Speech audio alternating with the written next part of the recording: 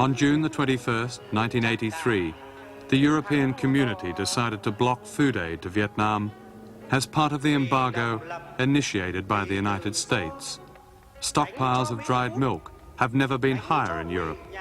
Young children in Vietnam are hungrier now than during the war. Such is the indifference towards Vietnam today. No one believed in that war.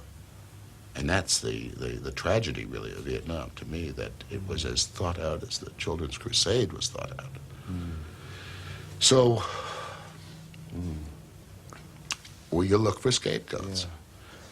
Perhaps the place to start looking for a credibility gap is not in the offices of the government in Washington, but in the studios of the networks in New York.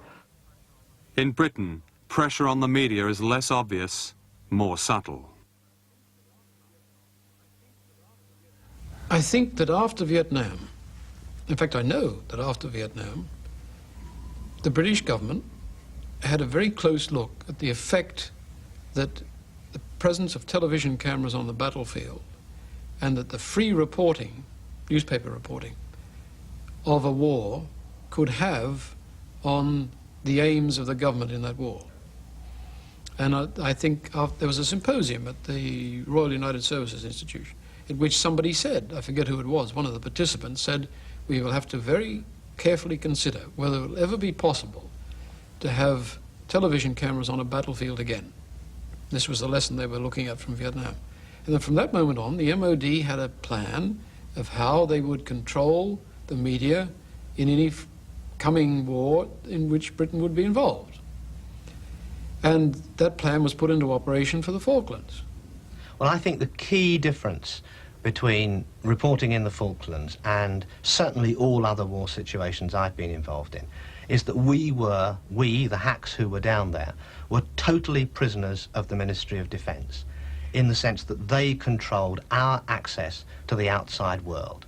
We had no independent way of contacting our newspapers or radio stations or television stations. Now, that's not normally the situation. Well, I suppose that the Falklands War was the most managed story in the history of journalism, managed by the people who managed the war.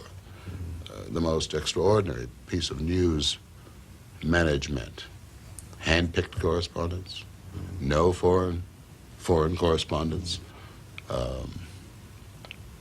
total control of communication, absolute control of communication. I mean, it's a censor's delight. I've spoken to various Vietnam diplomatic and military people during the Falklands War, and they